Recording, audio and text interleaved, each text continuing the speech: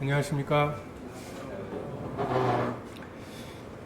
저와 함께 로마서 1장 20절에서 27절까지의 말씀을 같이 읽으시겠습니다.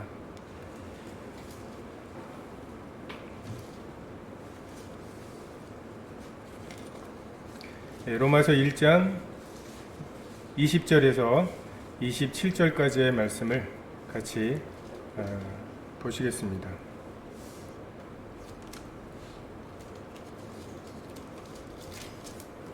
다 찾으셨으면 20절부터 같이 읽겠습니다. 시작. 창세로부터 그의 보이지 아니하는 것들 곧 그의 영원하신 능력과 신성이 그가 만드신 만물에 분명히 보여 알려졌나니 그러므로 그들이 핑계하지 못할지니라. 하나님을 알되 하나님을 영화롭게도 아니하며 감사하지도 아니하고 오히려 그 생각이 허망하여지며 미련한 마음이 어두워졌나니 스스로 지혜 있다 하나 어리석게 되어 썩어지지 아니하는 하나님의 영광을 썩어질 사람과 새와 짐승과 기어다니는 동물 모양의 우상으로 바꾸었느니라. 그러므로 하나님께서 그들을 마음의 정욕대로 더러움에 내버려 두사 그들의 몸을 서로 욕되게 하셨으니 이는 그들이 하나님의 진리를 거짓 것으로 바꾸어 피조물을 조물주보다 더 경배하고 섬김이라. 주는 곧 영원히 찬송할 이시로다. 아멘. 이 때문에 하나님께서 그들을 부끄러운 욕심에 내버려 두셨으니 곧 그들의 여자들도 순리대로 쓸 것을 바꾸어 영리로 쓰며 그와 같이 남자들도 순리대로 여자 쓰기를 버리고 서로 향하여 음욕이 부릴 듯하매 남자가 남자와 더불어 부끄러운 일을 행하여 그들의 그릿됨에 상당한 보응을 그들 자신이 받았느니라. 27절까지 읽었습니다. 최근에 그 차별금지법이라고 하는 법 제정을 두고 여러 가지 논란이 있습니다. 이에 대해서 성도들이 어떻게 이해하고 또 어떻게 세상에 대해서 대응하고 또 교회는 어떠한 입장인지에 대해서 좀 공유하는 것이 합당하다고 생각이 됩니다. 먼저 말씀에 나와 있는 이 부분에 대한 교훈들을 좀 같이 나누도록 하겠습니다. 20절에 보면 창세로부터 그의 보이지 아니하는 것들 곧 그의 영원하신 능력과 신성이 그가 만드신 만물에 분명히 보여 알려졌나니 그러므로 그들이 핑계하지 못할지니라. 이 세상에 수많은 갈등, 특별히 권위에 대한 갈등이 있습니다. 한마디로 학교에서도 보면 누가 그래 뭐 이런 것들이죠. 우리 아빠가 그래. 이거보다는 조금 센 게 뭐 선생님이 그래, 대통령이 그러셨어 뭐 이런 것들이 좀 다르죠. 내일 그 단축 수업을 하기로 했어. 그걸 누가 그랬냐? 이것은 굉장히 중요한 부분입니다. 결국 그 우리가 세계사 시간이나 이렇게 배웠던 그 헬레니즘이냐 헤브라이즘이냐 라고 하는 싸움이 있습니다. 하나님이 계신가? 또 하나님이 창조주이시고 우리가 피조물인가? 그리고 그분이 모든 규칙을 정하실 수 있는 권위가 있으신 분인가? 정말 하나님이 가라사대 또는 우리가 일상생활에서 너 왜 그거 안 해? 하나님이 하지 말라셨어. 너 왜 그런 짓을 해? 하나님이 하라고 하셨어. 이것이 그냥 모든 그 문제들의 끝이 돼버리는, 종결이 돼버리는 이것이 정말 하나님 중심의 하나님이 살아계시기 때문에 일어나는 헤브라이즘이죠. 반면에 헬레니즘은 하나님이 없이 이 세상의 모든 것을 설명하려고 하는 것입니다. 우연히 된 것이다. 우리는 피조물이 아니다. 그래서 아무런 목적도 없고 죽은 다음에 심판도 없다. 지금의 삶을 최대로 즐기면서 특별히 나의 감각들이 나에게 요구하는 것들 그것을 최대로 즐길 수 있는 삶, 자아실현의 삶 이것이 그들의 최고의 목표이고 이 목표를 기초로 해서 모든 것을 쌓아 놓았습니다. 그래서 이 두 세계관 사이에는 접점이 없어요. 이 두 세계관이 굉장히 많은 부분에서 충돌을 하고 있다고 생각을 하지만 모든 부분에서 충돌을 합니다. 저도 학교에서 이제 교회 때문에 많은 전염병들이 이제 확산이 되고 하니까 눈치를 줘요. 그래서 저도 그것에 대해서 반박을 하기 위해서 막 그분들도 나도 여행 좋아하는데 여행 안 하고 지금 참고 있다고, 술 안 먹고 참고 있고 이런 얘기들을 하는데, 우리가 지금 교회에서 모이는 이 예배에 걸맞는 그들의 행위가 있을까 보니까 없어요. 그들의 기준, 선악의 기준은 하나예요. 나 술 먹는 거 좋아해. 근데 지금 코로나 때문에 술 먹지 않는 게 더 좋은 거야. 더 실용적인 거야. 그들이 해왔던 것과 그들이 포기하고 있다고 하는 많은 것들이 그냥 좀 더 오랫동안 여행을 가기 위해서는 지금 이 코로나를 빨리 박멸하는 게 좋은 거고, 그래서 이렇게 쉽게 움직일 수 있는 것들이에요. 근데 하나님이 가라사대, 하나님이 그렇게 말씀하셨다라고 하는 그 권위 때문에 무엇이 얹어져도 움직일 수 없는 이런 우리들의 가치관, 이런 하나님 중심의 생각, 이것은 그들에게는 이 개념 자체가 없는 것들입니다. 하나님이 존재하신다면 성경의 말씀들은 그 하나도 모순되는 것이 없어요. 근데 하나님을 없이 설명하려고 하면 동정녀가 애를 낳는 게 말이 되냐, 무리를 걸었다는 걸 믿으신다는 거죠. 죽은 다음에 그 지옥이 있다고요? 하나도 이해가 안 되는 것들이죠. 정말 하나님이 계시냐 그렇지 않느냐에 따라서 모든 것이 차이가 납니다. 하나님께서는 만드신 만물을 통해서 그분의 신성과 능력, 이것을 계시하셨다고 말씀하시고, 양심을 주신 로마서 2장에는 양심을 주셨기 때문에 핑계할 수 없다고, 심판대 앞에서 저는 그걸 들어본 적이 없습니다, 아무도 내게 그 얘기를 해주지 않았어요, 저는 율법을 알지도 못했습니다라고 핑계할 수 없다고 분명하게 말씀하시죠. 우리의 양심은 끊임없이 하나님의 존재에 대해서 말하고 있습니다. 과학이 발달한 시대에 어떻게 하나님을 믿느냐고 말하지만, 과학은 오히려 얼마나 이 만들어진 세계가 정교한지에 대해서 발견해 나가고 있고, 이것이 우연이 되지는 않았을 거라고, 절대로 우연히 만들어지지 못했을 거라고, 지금 우리가 코로나 바이러스라고 말하는데 이 바이러스는 보이지도 않는 어떤 생명도 아니면서 무생물도 아닌 정말 중간에 있는 존재인데, 그 DNA를 분석해보면 이것이 우연이 될 수 있을까? 이것이 사람 몸에 침투해서 세포에 달라붙어서 자기 DNA를 밀어넣어서 그 자기 DNA대로 복제하도록, 만약에 우리가 어떤 컴퓨터에 그런 컴퓨터 바이러스가 우연히 만들어져서 우연히 침투해서 그런 일을 한다고 말하면 아무도 안 믿을 거예요. 0101-001로 그렇게 우연히 그런 질서 있는 데이터가 만들어진다고 하면 아무도 믿지 않을 것입니다. 지금 상태는 하나님께서 선악과를 따먹은 아담과 하와에게 오셔서 너 왜 그랬어? 라고 하기도 전에, 그들을 정죄하시기도 전에 그들이 지레 겁먹고 내가 벗었으므로 두려워하여 숨었나이다 라고 고백한 그런 상태인 것 같아요. 그 양심을 통해서 하나님이 존재하시기만 해도, 사람들이 그래요. 복음을 전하다 보면 하나님이 계시다고 하는 것에 대해서 굉장히 격하게 반대합니다. 왜냐하면 하나님이 어떤 분이신지 상관없이 만약에 누군가가 계셔서 나를 만들었다면 내가 지금 이렇게 살도록 내가 사는 이 삶을 기뻐하시지 않는다고 하는 것에 대해서 양심의 확신이 있어요.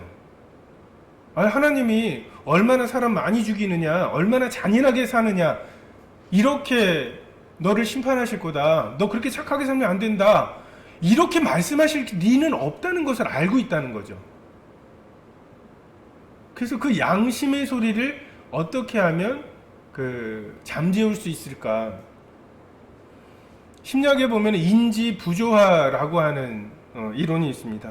사람이 자기가 믿고 있는 것과 행동이 다를 때 어떻게 해서든지 이 두 개를 하나로 만들려고 하는 그런 마음의 습성이 있어요. 이 두 개가 서로 다른 것을 굉장히 고통스러워 합니다.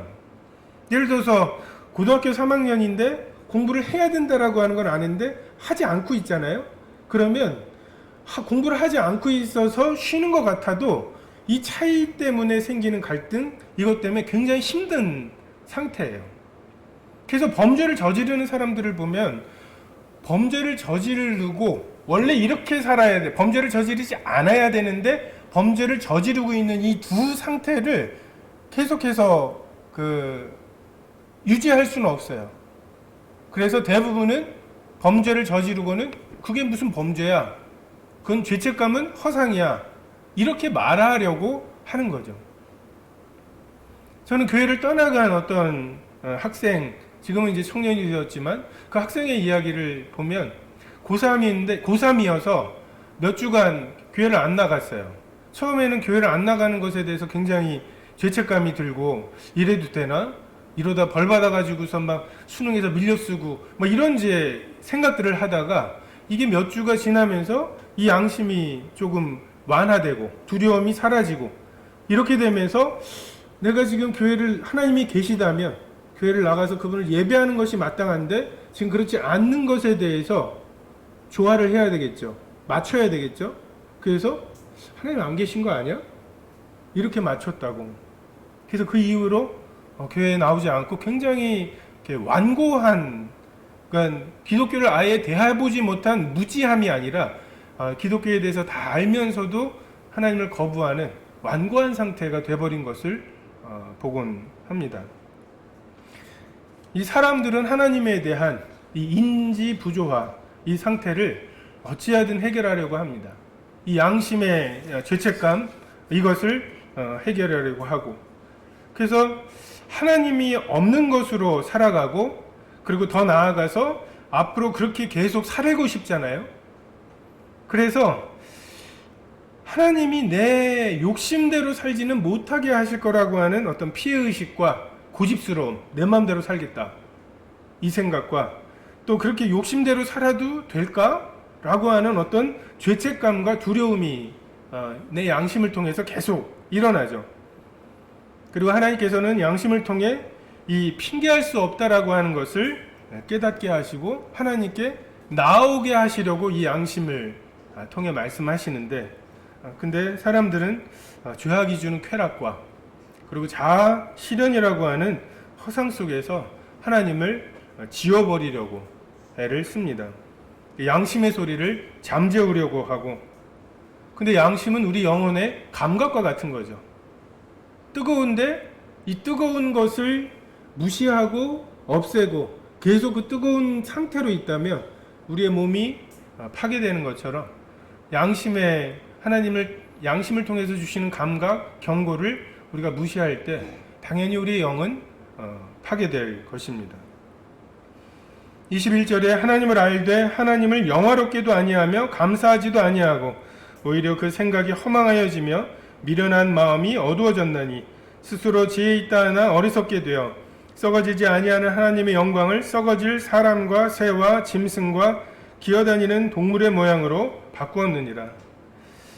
하나님을 영화롭게 할 것도 감사할 것도 없는, 그야말로 영생이 없는 거죠. 유일하신 하나님과 예수 그리스도를 아는, 하나님 이런 분이시군요 라고 할 만한 것이 없는 삶, 이것이 하나님을 떠나버린 사람들의 삶의 모습입니다. 모든 것을 임의로 먹게 하셨는데 그것에 대해서 감사가 없고 왜 이건 못 먹게 하셨는지에 대한 불평이 있는 이러한 상태입니다. 적극적으로 하나님의 영광과 감사의 삶을 살아가는 것이 그래서 필요합니다. 술 취하지 말라 이는 방탕한 것이니 오직 성령의 충만함을 받으라. 우리가 그 말씀을 가지고 이 정도는 술을 취한 것 아니에요 라고 하는 말씀으로 그 말씀을 자꾸 받아요. 이거는 경찰에 잡혀도 불어도 안 나오는 수준이에요. 근데 하나님께서는 이 말씀을 통해서 너 그래도 술 취한 적은 없구나 라고 하는 말씀을 하신 게 아니라 장차 그 심판대 앞에서 너 성령에 충만했냐, 이 말씀은 당연히 성령의 충만을 받으라는 말씀이죠. 수동적으로 술 취하지 말라고 하시는 말씀에 순종하라는 말씀이 아니라 성령의 충만함을 받으라는 말씀, 명령이고, 그래서 성령이 충만했느냐는 질문을 주님께서 우리에게 하실 것입니다. 마찬가지로 하나님을 영화롭게 했느냐, 나 하나님 반대한 적 없어요, 저 하나님 존재 정도는 믿었어요, 이런 수준으로 말씀하신 게 아니라 정말 하나님을 영화롭게 했느냐, 영과 진리로 참되게 예배했느냐, 감사했느냐, 이것에 대해서 심판하실 말씀입니다. 지혜 있다 하나 어리석게 되었다고. 우리 아이들도 보면 우리가 답답한 게 이기적이라고 말하지만 사실 이로울 이자 자기 기자, 자기한테 이롭지 않은 삶을 살잖아요. 그게 부모들이 답답한 거죠. 지혜 있는 것처럼, 이게 자아 실현을 하는 것처럼 그렇게 하나님 없이 살아보겠다고 살아가지만 탕자가 살아간 허랑방탕한 창기와 다 먹어버리는, 아무것도 남지 않는, 돼지가 먹는 쥐염 열매도 없게 돼버리는 그런 상태로 치달아가면서 그것이 하나님 믿었으면 어떻게 될 뻔했어, 하나님 믿고는 저렇게 될 뻔했잖아, 저렇게 예배한답시고 죽치고 앉아서 저 청승을 떨 뻔했잖아, 정말 이것을 하나님이 가치 있다고 여기시는 것을 어리석게 생각하고 하나님이 육신대로 살면 반드시 죽는다고 하시는 그 길을 굉장히 지혜롭게 여기는 이런 어리석음이 있습니다. 밤을 새워서 클럽에서 술을 먹고 하는 이것에 대해서는 너무너무 뿌듯하고 지혜 있게 시간과 돈을 사용했다고 말하지만 11조를 해? 야, 그거 완전 속는 거 아니야? 라고 하는 이런 어리석음이 있습니다.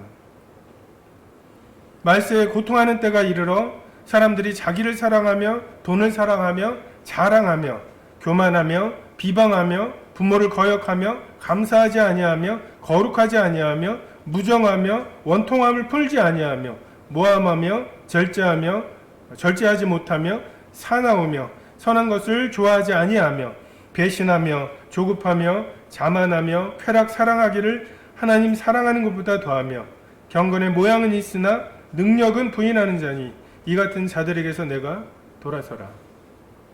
말세죠.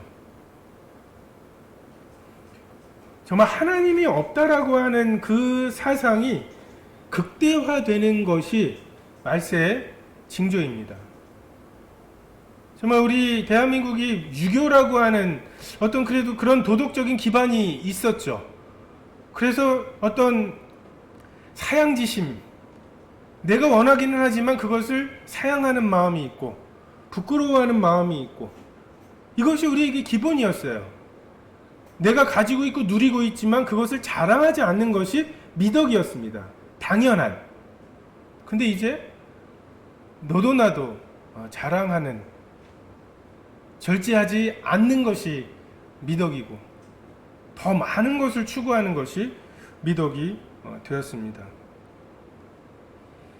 24절에 그러므로 하나님께서 그들을 마음의 정욕대로 더러움에 내버려 두사 그들의 몸을 서로 욕되게 하셨으니 이는 그들이 하나님의 진리를 거짓 것으로 바꾸어 피조물을 조물주보다 더 경배하고 섬김이라. 주는 곧 영원히 찬송할 이시로다. 아멘. 하나님께는 끊임없이 만물을 통해, 하나님께서는 양심과 만물을 통해 우리가 피조물에 불과한 것을 말씀하시죠. 근데 우리가 우리의 눈과 귀를 닫고 행여라도 듣고 마음으로 깨달아 고침을 받을까봐 두려워하는 이 연약함을 넘어 완악함에 머물려고 할 때, 그리고 그분의 진리를 배척하고 알았는데 이해가 안 되는 게, 믿어지지 않는 게 아니라 진리를 배척하려고 애를 쓰죠. 우리가 육신적인 삶에 대해서 굉장히 허랑방탕한 탕자가 겪었던 그러한 삶을 생각하지만 실제로 보면 가인은 하나님께 벌을 받아서 에덴의 동편으로 간 다음에 성을 쌓았습니다. 그리고 가인의 후예들이 문명들을 만들어내죠. 각양동철로 그 기계를 만들고 육축을 치고 음악을 하는 사람들의 조상이 됩니다.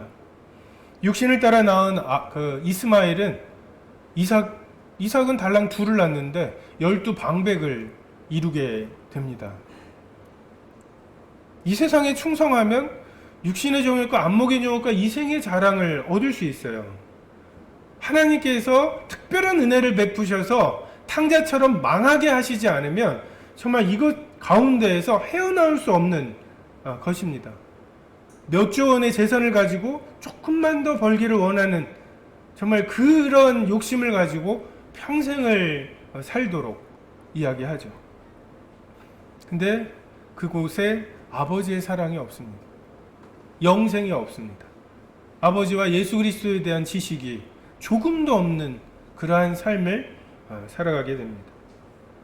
하나님께서 마음의 정욕대로 내버려 두신다고 말씀하시죠. 정말 우리 마음에 영원을 사모하는 마음이 있습니다.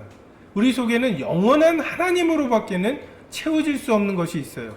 아무리 아름다운 것을 봐도 그것을 또 보면 더 이상 아름답지 않습니다. 또 보면 신기하지 않습니다.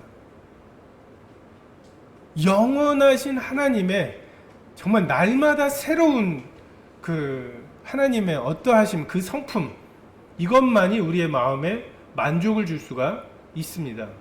근데 이것을 피조물로 채우려고 하다 보니까 이 만물보다 더 크신 하나님이 들어가야 만족할 수 있는 그 공간을 피조물을 아무리 쏟아부어도 만족할 수가 없는 것입니다.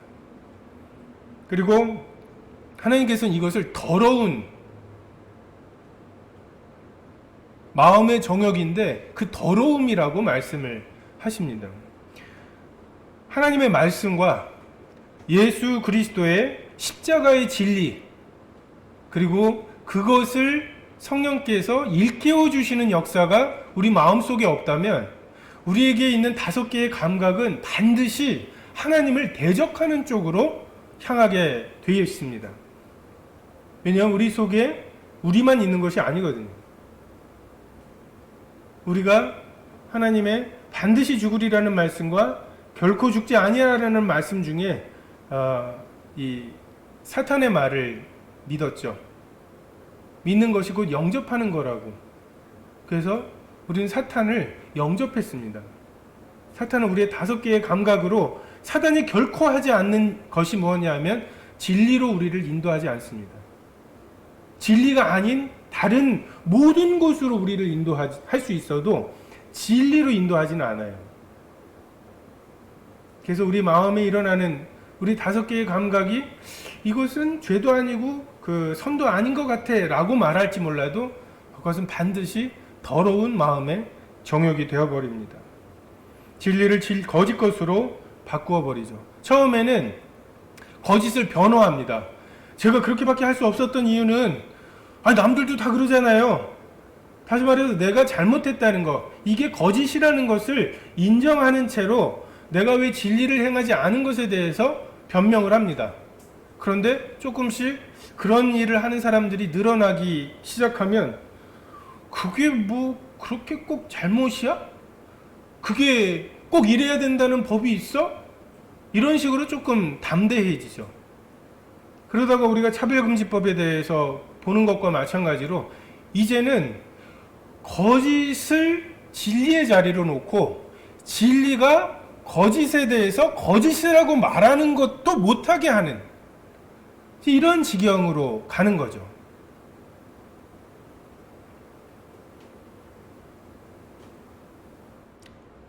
영원하신 하나님으로 채워질 공간을 거짓것, 피조물로 채우려고 시도하고 그것이 아니라고 하나님이 말씀하시지만 그것에 대해서 끝까지 거절할 때 하나님의 심판은 내버려 두십니다. 아무 말씀도 안 하세요. 그냥 세상을 추구하고 거기에서 육신의 정욕과 안목의 정욕과 이생의 자랑을 정말 기뻐하도록 이게 다인가? 라고 하는 마음의 어떤 허무함에 마음이 생기거나 하지 않도록 하셔야.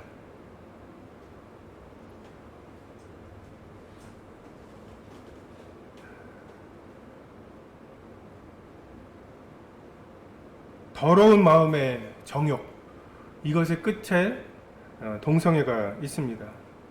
26절에 이 때문에 하나님께서 그들을 부끄러운 욕심에 내버려 두셨으니 곧 그들의 여자들도 순리대로 쓸 것을 바꿔 영리로 쓰며 그와 같이 남자들도 순리대로 여자 쓰기를 버리고 서로 향하여 음욕을 부릴 듯하며 남자가 남자와 더불어 부끄러운 일을 행하여 그들의 그릇 때문에 상당한 보응을 그들 자신이 받았느니라. 부끄러워야 할 것이, 부끄러워야 마땅한 것을 자랑하는 시대에 우리가 살고 있습니다. 사형에 해당하는 죄가 성공으로 포장되어 있어요. 예전에는 교회에서 이러이러한 유혹들을 조심하셔야 된다고 말했던 많은 것들이 이제 심지어 교회 내에서조차도 그것이 하나님께서 주신 복이라고 말하기 시작했습니다. 부끄러워하고 또는 자기가 누리고 있지만 그것을 좀 감춰야 했던 이런 당연한 우리들의 어떤 양심의 작용들이 이제 봉인이 풀려버렸죠. 자기 피할 시대라고 말하면서 자기를 스스로 드러내야 되는 시대, 그리고 그것을 드러낼 수 있는 수많은 창구들을 만들어 놓았죠. 정말 하나님께서 대한민국을 역사를 돌이켜보면 어떻게 이런 역사가 있을 수 있을까?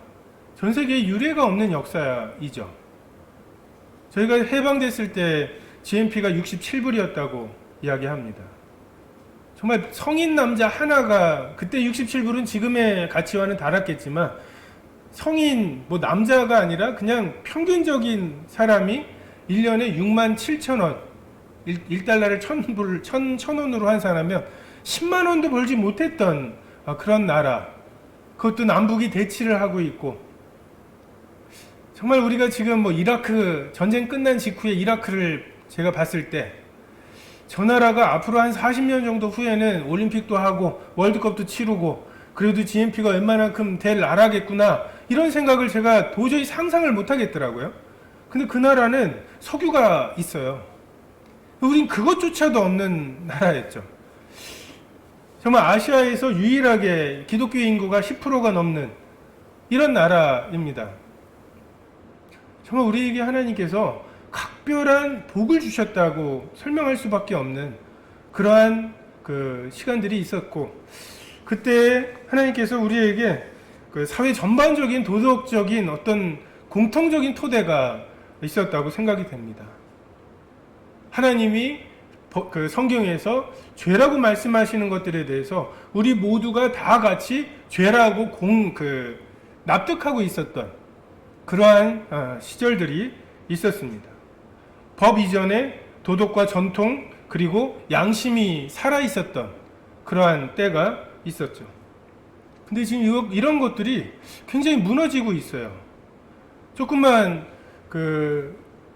앞 세대에서 좋았던 것을 다음 세대에 전수하려고 하면 세대 차이라고 그냥 그건 그 시절 얘기고요 라고 폄훼해버리고, 그리고 꼰대라고 하면 끝이에요.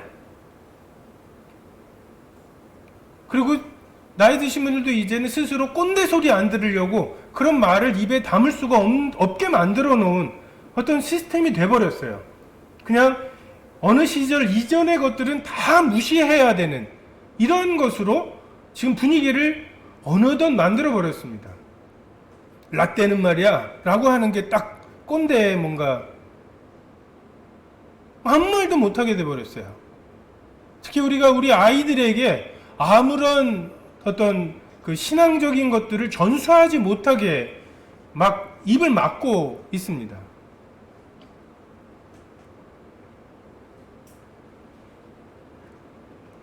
죄에 대한 고삐가 풀려버렸습니다.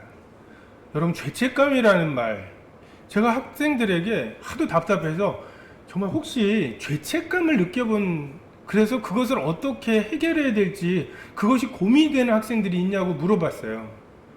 근데 정말 그 말 자체를 낯설어 하더라고요. 죄책감? 하나님 앞에서 두려움. 예전에는 그래도 교파교회에서라도 그런 것들을 해왔었는데 지금 교파교회 다니는 학생들도 보면은 그냥 다 어떤 문화적인 접근이에요. 그리고 위로하고 공부하느라고 힘들지, 취직하느라고 힘들지, 이 3포 세대 젊은이들도 힘들고 다 그냥 힘든 것을 위로해주는 이런 메시지들입니다. 여러분 살면서 또는 학생들이 친구들에게 난 그거는 못하겠어. 야, 그건 심판이 있어. 상상을 해보십시오. 여러분 일상생활 속에서 야, 그 짓은 심판이 있어. 이게 얼마나 중세스러운, 당연히 해야 될 말이고 말씀 때문에 우린 그렇게 못하겠다라고 말해야 되는데 그 말이 지금 이 시대 속에 얼마나 우스꽝스러운 말이 돼버렸는지, 분위기가 돼버렸는지 참 한탄스러운 시기입니다. 사람들이 돈을 벌기 시작해서 여러 가지 하고 싶은 걸 하기 시작하죠. 명품백을 들고 다니는 거, 이게 여자들에게 어떤 의미인지 모르겠어요. 저희 학교에도 여선생님들 보면은 학교에 갈 때 그래도 이런 지갑 하나는 있어야 돼, 이런 얘기를 하시더라고요. 그래서 앞에 담임선생님하고 상담할 때 그래도 지갑 하나 이렇게 놓고 대화하는 게 필요하다고 얘기를 하셔요. 사실 저는 그 백을 들고 다니는 그 만족감이 뭔지를 사실 잘 모르겠어요. 그 백이 정말 많이 들어가고 실용적이면 몰라도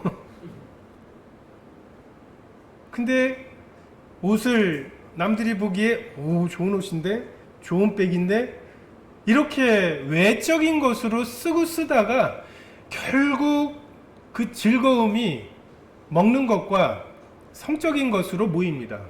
결국 내가 즐거운 것은 딱 그 두 가지예요. 그리고 결국은 먹는 것도 계속 뷔페 먹어봐야 이제는 좀 떡볶이나 좀 이런 거 먹고 싶다 해가지고 식상하게 되지만 결국은 성적인 것으로 모이게 되죠. 하나님께서 혼돈되었던, 뒤죽박죽되었던 이 세상에 처음 하신 것이 질서를 잡으시는 거죠. 나누시는 일입니다. 빛과 어둠을 나누시고 궁창 위의 물과 아래 물을 나누시고 궁창 아래 물을 바다와 육지로 나누시고 생물들을 창조하실 때 종류대로 창조하시는, 그래서 섞지 않으시는, 창세로부터 남자와 여자로 창조하신 이 구별에 있어서 하나님께서, 하나님의 거룩하심이 구별하심이잖아요. 이스라엘 백성들을 구별하시는, 그들을 애굽에서 굳이 이끌어내셔서 광야라고 하는, 홍해라고 하는 이런 경계를 분명하게 하시고 넘어갈 수 없도록, 되돌아갈 수 없도록 하시는, 이것이 그분의 거룩하게 하심의 핵심입니다. 근데 이것을 자꾸만 하나님이 나누어 놓으신, 이게 왜 나누어 놓으셨냐? 그게 하나님이 가라사대거든요. 하나님이 그렇게 하셨다고 하는 거거든요. 그 영이 유여하실지라도 남자와 여자로 만드신, 이것이 하나님의 이 세상에 대한, 성에 대한 하나님의 건의예요. 그것에 대해서 우리가 왜라고 질문하거나 그렇게 하지 말하셨어야지라고 훈수를 둘 수가 없는, 이것이 하나님의 이 성적인 것에 대한. 그리고 사람을 만드실 때에는 아담을 만드시고 하나님의 형상인 아담을 만드셨죠. 여기에 하나님의 남성성과 여성성이 다 들어있겠죠. 근데 그 가운데에서 갈빗대라고 하는 것은 성경에 보면 구약에 33번이 나옵니다.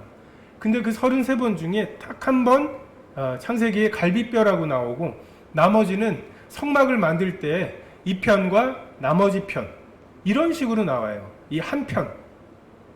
그러니까 아담에게서 여성성이라고 하는 한 편을 이끌어내신 것, 그래서 원래 하나였던 아담을 둘로 나누시고 그것을 하나님을 주례자로 이 둘이 다시 하나가 되게 하시는, 이것이 하나님께서 그 성에 대해서 두신, 결혼에 대해서 두신 하나님의 독특한 뜻이고, 이것이 성부, 성자, 성령 하나님의 하나 되심의 그림자이고, 그래서 우리가 하나님이 우리와 나누기를 원하시는 교제가 어떤 것이냐라고 물을 때, 부부가 나누는 그런 성적인 관계, 정말 서로가 벌거벗었으나 부끄러워하지 아니하는 관계, 그리고 정말 완전한 신뢰와 완전한 헌신으로 되어지는 그러한 관계, 너와 내가 없는 관계, 정말 두 육체가 하나가 되는 관계,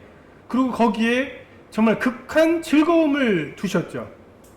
그리고 그 극한 즐거움 속에 생명이 잉태되게 하신, 정말 이것이 하나님께서 이 부부와 결혼과 성관계라는 것을 통해서 인간들에게 주시는 메시지입니다. 왜 사탄이 이 성적인 관계에 대해서 이렇게 집요하게 공격하는지를 우리가 알 수 있죠. 여기에 그 하나님의 복음과 하나님이 우리가 나누기를 원하시는 영생의 엑기스가 똘똘 뭉쳐 있거든요.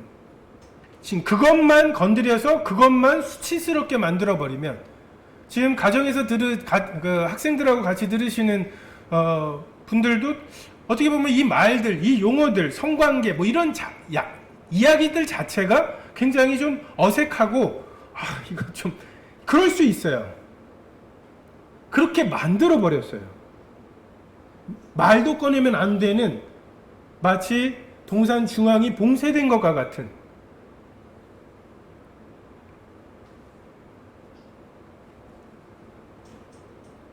하나님께서는 죄로 인해서 정말 하나님의 생명이 떠난, 그래서 말씀이 들어가서 머물 곳이 없어져 버리고, 예수 그리스도의 십자가는 최대한 피하고 싶어져 버린, 그리고 성령께서 정말 하나님의 깊은 것을 드러내 주셔야 우리 마음에, 우리들의 감각이 비로소 하나님의 도구로 사용될 수 있는데, 그렇게 되지 않은, 그래서 타락해버린 우리 인생이라 할지라도 여러분들이 다 경험하셨던 것처럼 이성에 대한 사랑, 이성에 대한 관심, 이것 때문에 우리가 굉장히 많은 것을 포기해야만 하죠.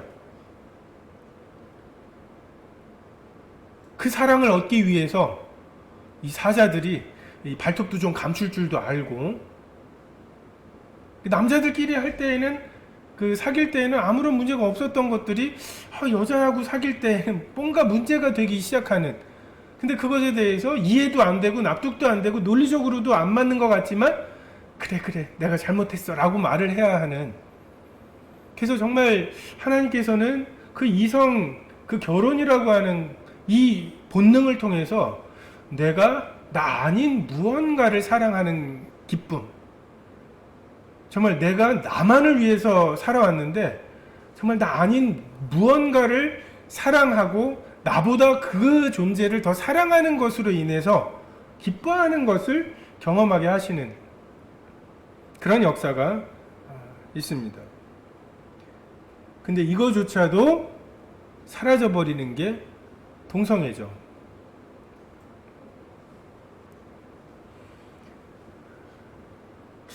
우리에게는 자기중심성과 자기 사랑이라고 하는 강박이 있습니다. 이 정신병이에요.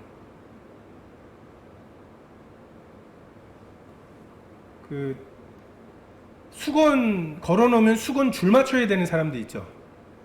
그리고 뭐 이렇게 연필 깎아놓으면 연필을 순서대로 딱 놔야 돼요. 조금만 움직여도 그것이 굉장히 너무 거스르는, 이게 강박이지 않습니까? 근데 사람들에게 내가 만물의 중심이라고 하는 이런 강박과 내가 사랑받아야 한다, 자기를 사랑하는, 하나님께로부터 오는 사랑이 없기 때문에 이것에 대해 채워지지 않는 목마름, 이것이 있습니다. 이성에 대한 사랑, 그리고 그 이성의 사랑을 얻기 위해서 그나마 내가 내 것을 포기하고 이러한 것들을 했어야 하는데 그거조차도 없는 동성애는 정말 자기 사랑의 극한입니다.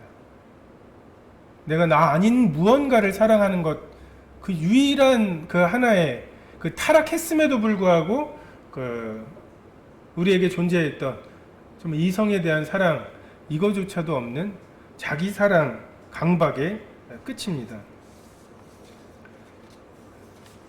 우리나라에서는 동성애가 죄였던 적이 없죠.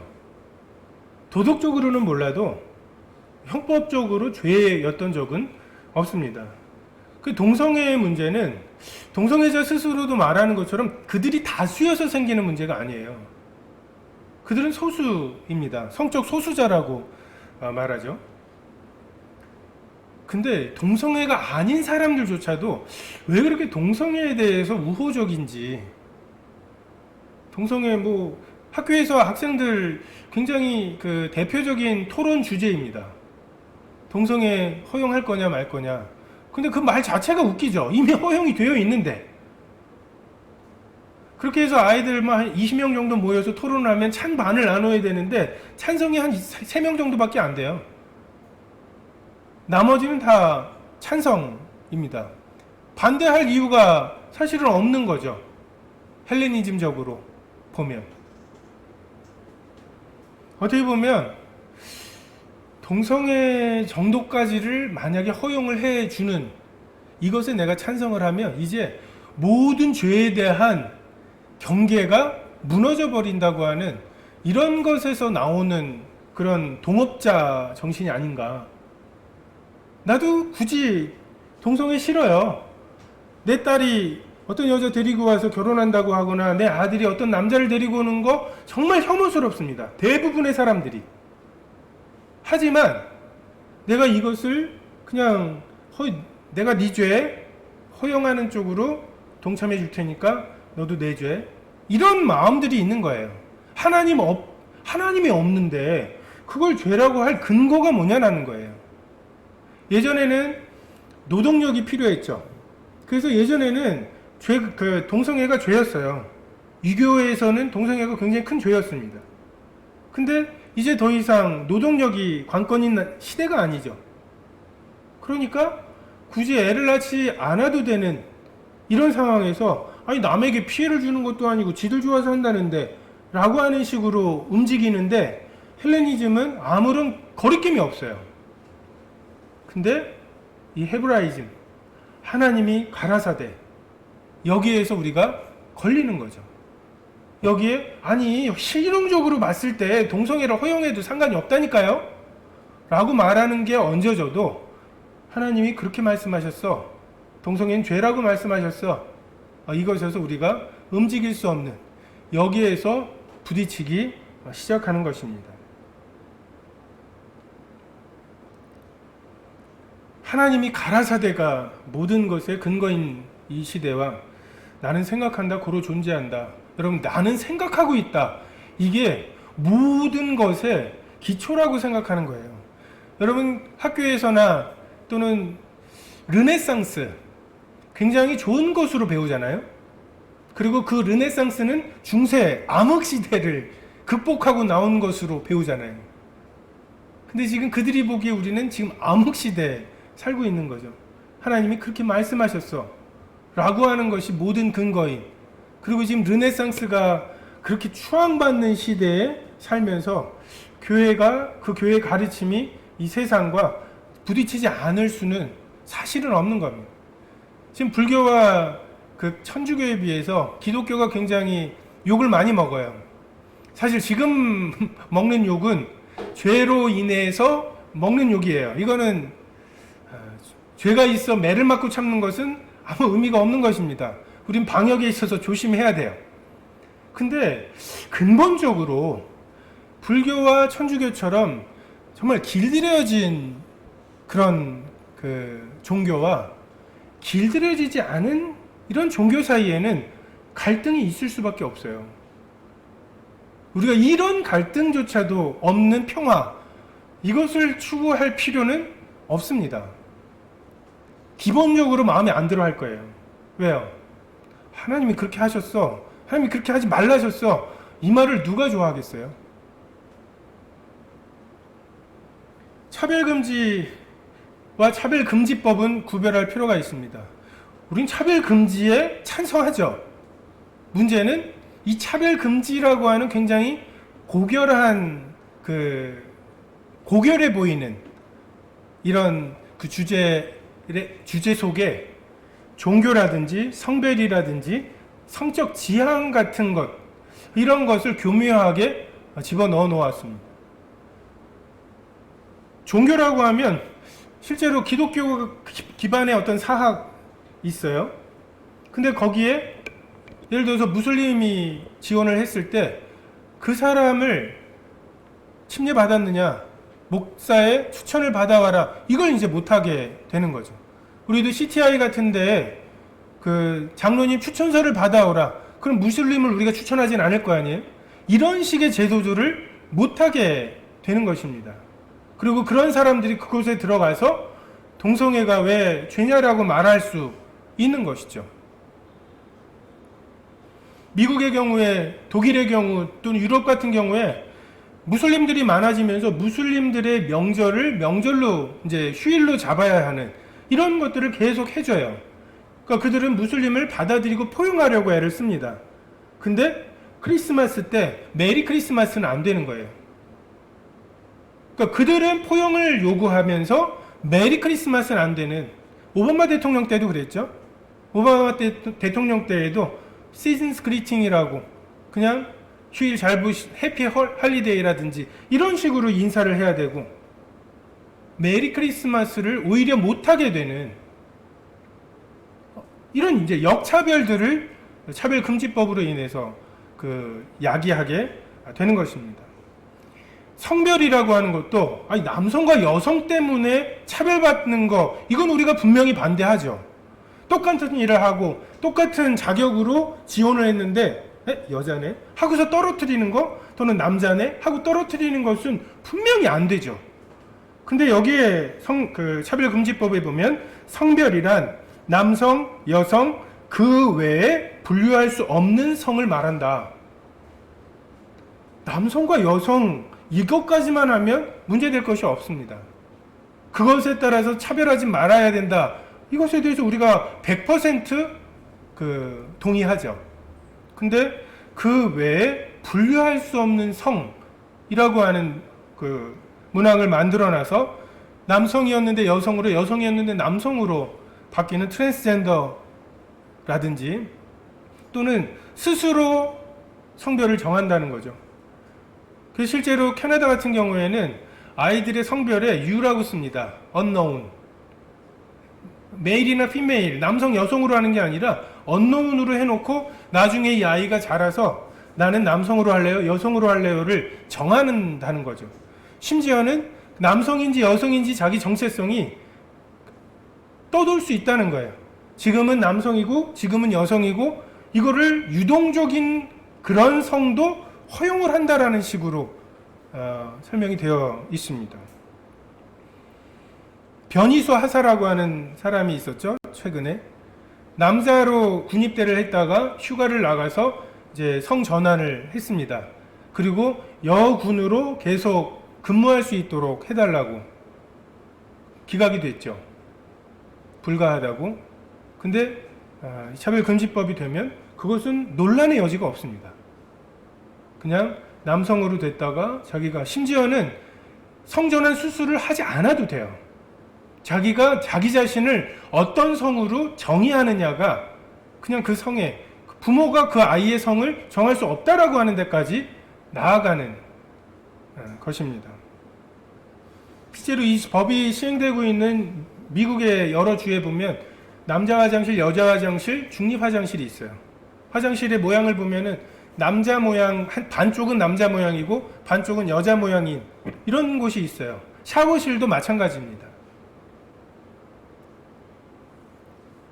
또는 성적 지향이라는 것이 있습니다. 이성애, 동성애 또는 양성애, 그리고 이런 것들에 대해서 그냥 거기 법조문에 있는 그 문구를 읽어드리면 성적 지향이란 이성애, 양성애, 동성애, 양성애 등 감정적, 호의적, 성적으로 깊이 끌릴 수 있고 친밀하고 성적인 관계를 맺거나 맺지 않을 수 있는 개인의 가능성을 말한다. 그러니까 자기가 난 이성을 좋아하는 사람이야, 동성을 좋아하는 사람이야, 또는 양성을 좋아하는 사람이야 라고 말하는 것, 이게 이제 성적 지향이라는 거죠. 근데 아니 성적 지향은 지금 마음대로 하고 있습니다. 거리 낄 게 없이 정말 마음대로 허용하고 있어요. 그걸 금하는 법이 아무것도 없습니다. 지금 그걸 금하고 있는 법을 없애자고 하는 게 아니라 그렇게 돼 있는 것에 대해서 그것 때문에 사람을 뽑거나 하는데 구별을 해서는 안 된다. 아니, 회사에서는 그럴 수 있죠. 회사에서 자기가 어떤 사람을 공무원을 뽑는데 동성애자를 뽑든 나 동성애예요. 아니, 상관없어. 라고 할 수 있죠. 아무 의미가 없습니다. 근데 여기에 아까 말했던 사학들, 기독교 기반의 사학들이 걸리게 됩니다. 실제로 한동대에서 어떤 동아리에서 동성애와 다성애, 다와 다대 다가 그냥 그걸 뭐라고 부르는지 모르겠어요. 그냥 그런 성을 이제 옹호하는 강연을 하기로 했었는데 이제 그것을 그 학교에서 못하게 했어요. 그런데도 그것을 강행했고 그래서 이 주최한 사람들을 학교에서 징계를 했습니다. 그리고 그 징계한 것에 대해서 불복하고 이제 소송을 걸었어요. 지금은 학교가 승소를 했습니다. 근데 만약에 이런 법이 허용이 되면 기독교 기반의 어떤 교육기관 같은 곳에서 이러한 이유로 사람들을 다리 뽑을 수 없고 교칙에 동성애를 금한다라고 하는 교칙을 넣을 수가 없습니다. 신학교에서 지금 미국의 밥 존스 신학교 같은 굉장히 보수적으로 유명한 학교, 이런 학교들이 그런 것으로 공격을 받고 있습니다. 그래서 저도 미국에 있는 미국에서 보수적이라는 사람들, 그리고 이렇게 우리도 잘 아는 그레이스 채플 존 메가더 같은 그런 교회들 보면 집합금지 명령을 어기고 해갖고 신문에 나요. CNN 같은 데 나옵니다. 근데 왜 그런가 보면 지금 이러한 문제들로 굉장히 첨예하게 충돌하고 있어서 그래요. 오바마 대통령 시절에 동성애자인 부부가 기독교인인 걸 알고, 빵집 주인이 기독교인인 걸 알고 가서 동성애 결혼식 축하하는 케이크를 만들어 달라고 합니다. 그리고 나는 신앙 양심상 못하겠다. 그러면 그것으로 소송을 거는, 이 법이 이렇게 악용될 수 있다는 거죠. 실제로 북유럽이나 이런 곳에는 지금 동성애는 죄라고 하는 팻말을 가지고 이 팜플렛을 나눠주던 목사님들이 실형을 선고받고 살고 있습니다. 그리고 이런 것에 대해서 동의할 수 없는 것이죠. 미국 같은 데에는 성직자가 주례를 해야 법적으로 부부가 됩니다. 신고만 해서 되는 게 아니라. 그런데 기독교 목사님에게 동성인이 와서 주례해달라고 할 때 동성이어서 안 된다고 말할 수가 없게 돼버리고, 일부 다처를 추구하는 사람이 나는 이 사람 같이 부부가 되겠습니다. 근데 그것을 거부할 수 없게. 왜? 차별이니까요. 남자 여자가 오면은 해줄 건데 왜 남자 여자가 오면은 못 해주느냐 라고 하기 때문에 이것을 반하는 거죠. 이스라엘의 텔아비브가 동성애자들의 굉장히 성지처럼 되어 있다고 합니다. 심지어 거기에는 동성애를 죄라고 말 못하는 건 물론이고, 동성애자를 상담을 하거나 치유를 해서 이성애자로 만들려는 시도 자체를 범죄로 말하고 있어요. 이해가 되십니까? 그러면서 다른 한편에서는 학교에서나 모든 공공기관에서 아이들에게 동성애가 그 합법적인 것임을 의무적으로 교육을 해야 돼요. 동성애자를 이성애자로 만드는 건 안 되는데 이성애자를 동성애자로 가는 곳으로는 계속 교육을 해야 되는. 그래서 지금 영국 같은 경우에 보면은 자기 성별 이것에 대해서 어렸을 때부터 그렇게 들으니까 특히 여자 아이들 같은 경우에 자기의 그 성별을 난 남자가 되고 싶다 해가지고서 이제 유방을 절제하고 남자가 되는 호르몬이나 이런 것들로 해서 남자가 되려고 하는 아이들의 이 시도들, 그런 수술들이 뭐 2000몇 건씩 처음에 막 한 600몇 건 이러던 것이 그런 교육을 하기 시작하면서 이제 수천 건으로 올라가고, 최근에도 그 J.K. 롤링인가요? 이제 그 해리포터를 쓴 이 사람이 동성애자들과 굉장히 치열하게 논쟁을 하고 있어요. 그게 이제 이런 사안들입니다. 자꾸만 남자애들에게 자기 성별에 대해서 잘못된 생각을 하고, 그래서 여성이라고 말을 안 하고 월경을 하는 어떤 인간, 이런 식으로 말하는. 그러니까 여성이 아닌 거예요. 그러니까 월경을 하는 인간이지 자기가 그걸 남성이라고 하면 남성이 되는.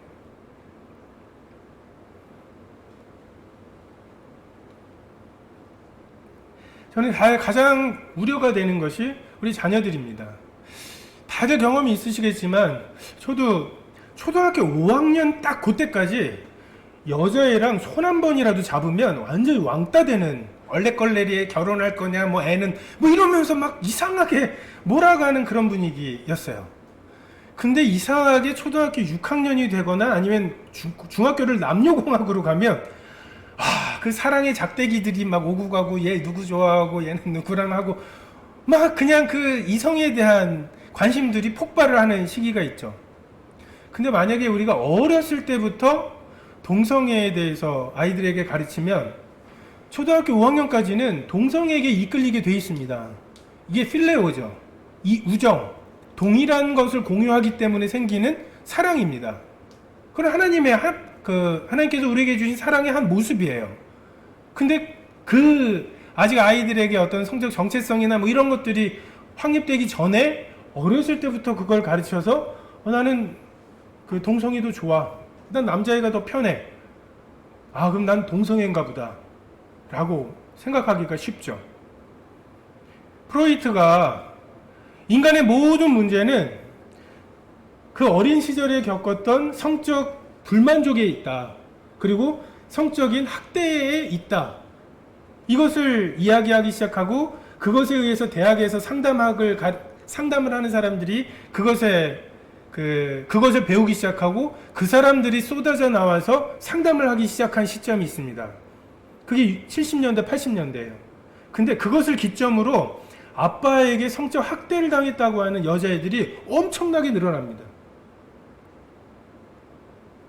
그게 학대야, 뭐 이런 거죠. 그냥 아빠가 아이를 안거나 쓰다듬거나 하는, 아빠가 너한테 무슨 짓 한 거 아니야? 이렇게 유도신문을 하면 안 걸릴 게 없는 거죠. 지금 그 미국의 기독교나 이런 쪽에서는 아빠와 딸 사이의 관계가 끊어졌다, 아무 짓도 못하게 만들어버렸다고. 그렇게 무언가를 유도해내면 그런 쪽으로 가고 거바라가 되는 거죠. 이렇게 그 동성애 비율이 많았다, 사실은 그걸 억압했을 뿐이지 라고 말하는 거죠. 왜요? 이것을 학교에서 가르치기 시작하면서 폭발적으로 동성애자들이 늘어나면 원래 이만큼이 동성애 성향이었는데 그게 이성애만 그 정상적이라고 하는 것 때문에 그 숨죽여 있었다, 걔네들은 그 괴로움을 당하고 있었다라고. 전에 뉴질랜드 갔을 때 그 윤현민, 이세은 그 형제의 얘기를 들어보면 그것을 가르쳐야 되는 가정에 대해서 가르칠 때 남성, 여성 이런 가정들, 거기는 뭐 학부모에 의하면 그렇게 오니까요. 그렇게 실제로 오고 하니까 그때 우리 아이는 보건실로 보내주세요 해서 하은이를 보건실로 따로 보내야 된대요. 그 수업을 듣지 않게 하려면. 보건실에 따로 모아서 그 아이들을 교육하는 게 아니라. 이것을 우리가 받아들일 수 없습니다.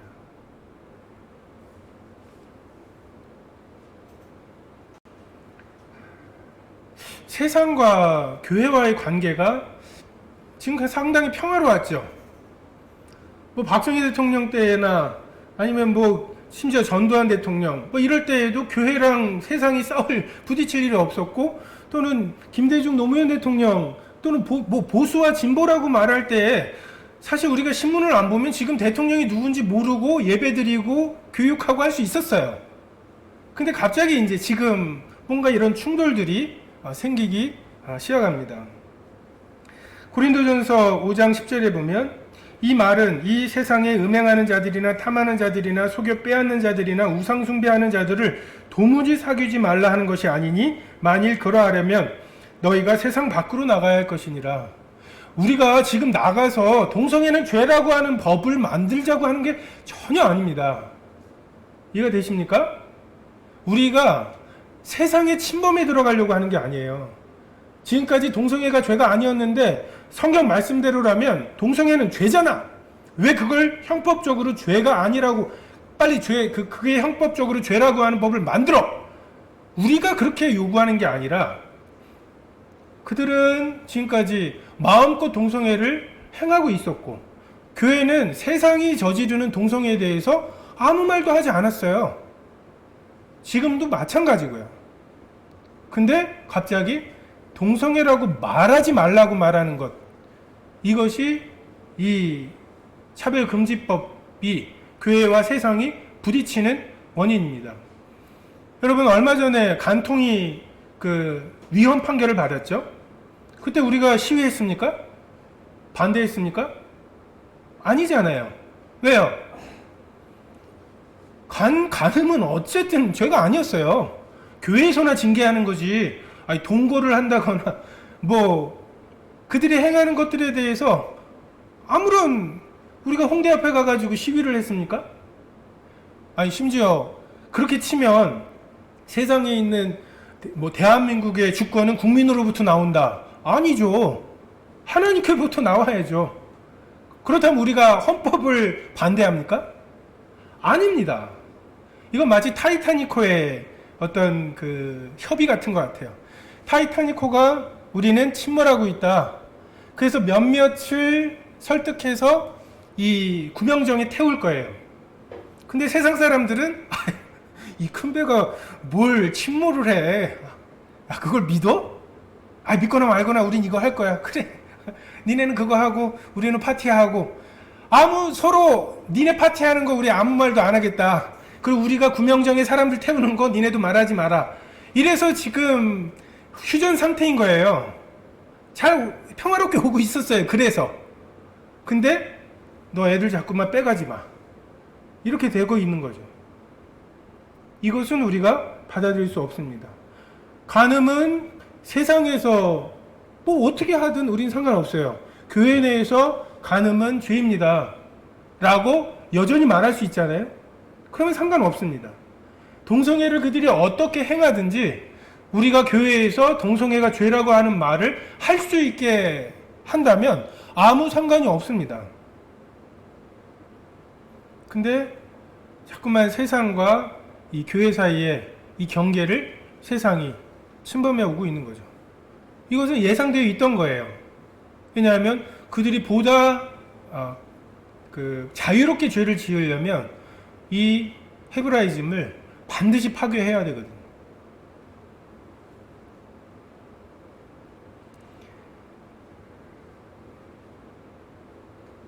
다만 교회 내에서, 전에 이제 박대영 형제님이 뭔가 이렇게 문구들을 그 교회에 써붙이자고 했을 때 그러지 말자고 말씀을 드렸죠. 교회에는 그거 말고도 많은 이슈들이 있습니다. 예를 들어서 어떤 사람이 뭐 토지 개혁을 한다. 그래서 공산주의처럼 뭐 토지를 몰수하고 막 이러려고 하면서 그 성경에 보면 희년이라고 하는 게 있죠. 49년 지나서 그 7번의 안식년이 지나서 50년째 되면은 원래 주인에게 다 돌아가는 막 그런 성경 구절을 교회에 붙이자고 하면 성경에 나와 있는 구절이지만 정치적인 뭔가 그 의미가 담겨 있을 때 우리가 그것에 대해서 처음 들어오는 구도자들이나 이런 분들이 어떻게 생각할지 이런 것들 때문에 우리가 이제 그런 것들은 교회 내에서 하지는 않는 것이죠. 그래서 이런 것들에 대해서 우리가 어떻게 보면은 이런 그 세상에서 시사적인 이런 이야기는 제가 처음 해본 것 같아요. 강단에서. 근데 이 부분에 대해서는 다만 그냥 시사적인 법적인 문제라기보다는 우리의 신앙의 자유에 관련된 문제이기 때문에 다루지 않을 수 없다. 하지만 그거 별개로 지금 이제 방역을 우리가 하죠. 그리고 뭐 일주일에 한 번씩 방역 뭐 뿌리기도 하고 합니다. 근데 이런 것에 대해서 교회에 모이게 하는 것에 대해서 반감을 가지고 또 유튜브나 보면 굉장히 음모론들이 많아요. 근데 그것에 대해서 교회는 동의할 수 없습니다. 지금 우리가 정부가 하고 있는 이 방역 대책과 이 시책에 대해서는 정말 100% 공감하고 해야 할 필요가 있습니다. 그래서 권세에 순복해야 되는 부분과 그 권세보다 더 위에 있는 권세가 있어서 그들에게 복종하지 않을 수밖에 없는 이러한 두 가지 요소가 있고, 지금 정치적으로 헌법에 의거해서 하고 있는, 그래서 합법적으로 진행되고 있는 것들에 대해서 우리는 반대하거나 하지 않습니다. 다만 이 부분은 그렇게 되지 않도록 다양한 방법으로 우리가 애를 써야 되는 부분이고, 심지어 이것이 통과가 된다 하더라도 정말 뭐 전국 교회가 오늘이 그날이라고 일부러 그날을 정한 건 아닌데, 오늘 차별금지법에 대해서 전하는 날이라고 뭐 어느 단체에서, 기독교 단체에서 정했다고 합니다. 이런 식으로 정말 우리가 이 법이 통과가 되어서 이것이 불법이 되었을 때, 그러면 우리가 정말 하루를 잡아서 모든 교회가 합심해서 전하고 다 잡아갈 수 있는지, 이렇게 정부를 뒤엎으려고 하는 시도는 성경에 지지를 받지 못하지만, 정부가 요구하는 잘못된 것에 대해서 우리는 저항할 수 있는 거죠. 그리고 불복종, 그것에 대해서는 복종하지 않는다고 할 수 있을 것입니다. 그래서 우리가 이런 부분들에 대해서 우리가 주변에 있는 사람들 사실 몰라요. 동성애가 통과돼야 내가 좀 더 편하게 죄를 짓겠다라고 하는 이런 사람들에게 이 법이 실제로 통과됐을 때 일어날 일들에 대해서 우리 아이들이 학교에서 그런 교육을 받아야 되는, 지금 이 법에 의해서 교회는 사실 교회에서 전한다고 해서 위법이 되진 않습니다. 현재 이 법에 대해서는. 하지만 교육기관은 분명히 들어가요. 그것이 굉장히 큰 파급이 될 수 있고, 그리고 이것을 전하는 사람들, 만약에 저에게 학교에 어떤 아이가 기독교에 대해서 점심시간에 모여라 라고 말할 때, 실제로 그런 애가 있었거든요. 동성애에 대해서 어떻게 생각하시냐고. 그럼 학교 기관에서 그것에 대해서 그건 성경에서 죄라고 말한다고 말할 수가 없게 돼버리는, 굉장히 위축되는 그런 상태가 되고, 군대 전도를 한다거나 할 때에도 마찬가지가 될 것입니다. 우리가 지금 뱀처럼 지혜롭고 비둘기처럼 순결함을, 그 균형을 맞춰가면서 세상과 부딪히는 이 경계 속에서 정말 하나님의 순결하심과 세상 사람 사이에서의 지혜를 구사해야 할 때라고 생각이 됩니다. 기도하겠습니다.